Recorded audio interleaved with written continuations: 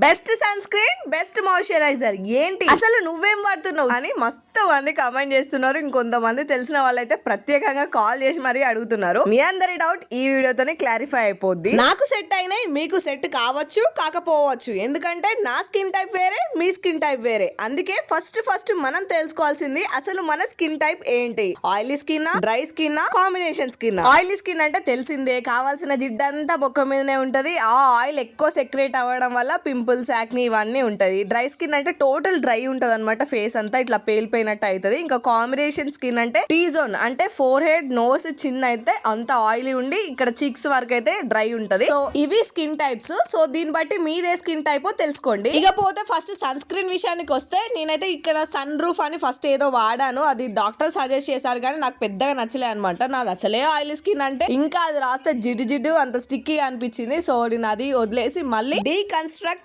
SPF 55 lightweight sunscreen అయితే వాడుతున్నాను. ఇది నిజంగానే లైట్ వెయిట్ ఉంది, పెట్టుకున్నా కూడా ఈజీగా స్కిన్ లోకి అబ్జర్వ్ అయిపోతుంది అనమాట.